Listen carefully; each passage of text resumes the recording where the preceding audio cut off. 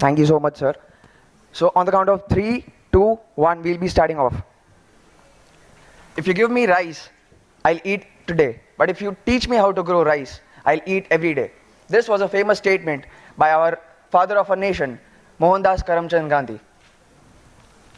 First, we've taken some data sets to provide a brief overview of what agriculture in India looks like. So as you can see, from 1951 to 2011, the rural population moved from rural areas to urban areas, and there's a declining trend of nearly 13%, as the statistics mentioned.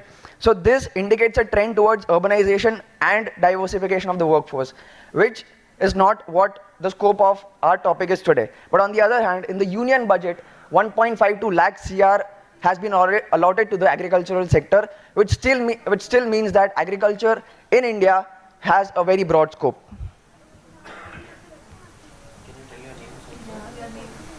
My name is Manan. My name is Bhadresh Wagadia.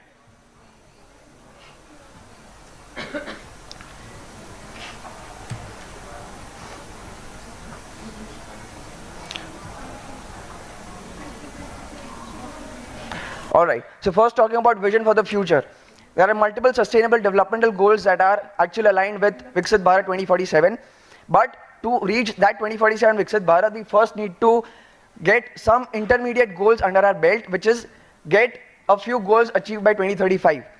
One of them is increase crop productivity by 30% with lower input costs, which focuses on zero hunger, which is sustainable developmental goal number 2. And the last one which I want to mention is 70% of small and marginal farmers have to get their livelihood improved by 2035, which comes under decent work and economic growth.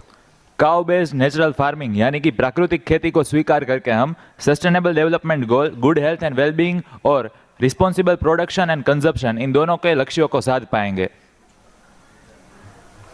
The vision is great, but first we need to focus on the problems. There are multiple problems, as Team Delhi mentioned that किसान का बेटा किसान नहीं बनना चाहता है.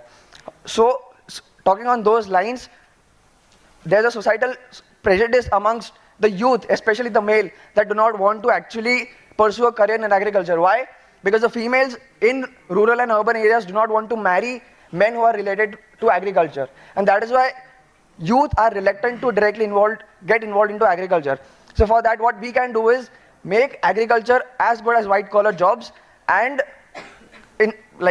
introduce ITA programs in agriculture and its allied sectors. Another problem is pesticides and detrimental for environment, health and human health. जो pesticides है उनकी वजह से आज हवा, पानी और ज़मीन तीनों में प्रदूषण फैल रहा है. और अनदर प्रॉब्लम यह है कि सरकार के द्वारा जो हायर एक्सपेंडिचर है, सब्सिडीज जो यूरिया के लिए दी जाती है, उसमें 3,70,000 करोड़ रुपए आखिरी 3 सालों में दिया गया है और ये बहुत बड़ा नंबर है. Now one more thing is the manipulation of stock market in agriculture. Now stock market, there are multiple companies listed in the stock market. Talking of Escorts, Kubota, their agricultural equipment is so costly that ultimately the farmer have to bear the cost. Talking of ways forward, this is very interesting. As you can see over here, there is a map which I've created which talks about Vadhavan region of Surendranagar, and it talks of soil parameter which is phosphorus pentoxide. So here we can use satellite data for predictive analysis. We can use softwares like ArcGIS, Invest, SWOT and the like. Second, public-private partnership. Now big tycoons like Reliance Industries Limited have the biggest mango farm in the entire world, which is based in Jamnagar. So similar to that, Aditya Birla Group, Adani and other big tycoon groups can directly manage these farmlands and help farmers with income. Pesticides का जो समस्या है उसका समाधान है CBNF, cow based natural farming, प्राकृतिक खेती. उसके स्वीकार से उन फार्मर्स को इंसेंटिवाइज कर सके, कुछ भी करके मिशन मोड पे इसके ऊपर काम किया जाए और इसे वाइड स्प्रेड में फैलाया जाए.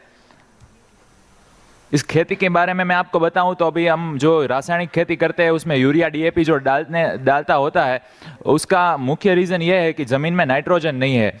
हमारी हवा में तो 78% नाइट्रोजन है, लेकिन वो ज़मीन को नहीं मिल पाता, इसीलिए हमें DAP यूज़ करना पड़ता है. लेकिन अगर हम लोग काउ बेस्ड नेचुरल फार्मिंग का उपयोग करते हैं तो उसमें गोबर और गौमूत्र का उपयोग किया जाता है। गौमूत्र खनिज युक्त होता है और वो जमीन को एनरिच करता है, और जो गोबर होता है उसमें 1 ग्राम में 300 करोड़ माइक्रोबैक्टीरिया होते हैं, और ये माइक्रोबैक्टीरिया की बायोलॉजी ऐसी होती है कि ये हवा में से नाइट्रोजन को एब्जॉर्ब करते हैं और पौधे की जड़ को वो देते हैं। तो रासायनिक खेती का सीधा समाधान है प्राकृतिक खेती, गाय आधारित खेती। इससे जमीन में पानी का वाटर लेवल भी बढ़ेगा, इससे बाढ़ आदि समस्याओं का भी समाधान मिलेगा, और यूनो का जो वन हेल्थ का टारगेट है उसे भी हम आत्मसात कर पाएंगे। बहुत बहुत धन्यवाद।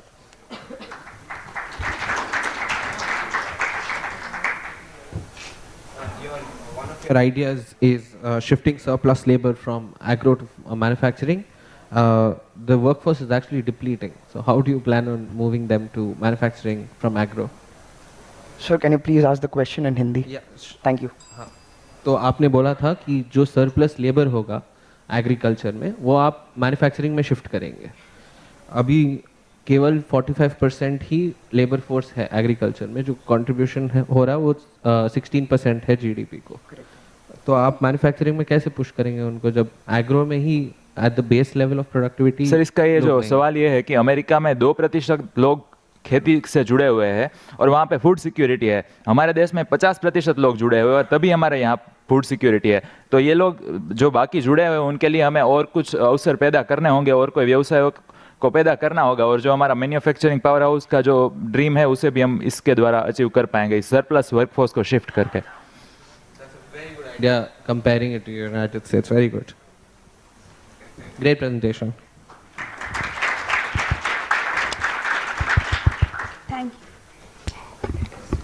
Thank you, Team B from Gujarat, for dropping some seriously cool ideas. We encourage all the teams yet to present to orient your presentations more towards solutions. Let's make it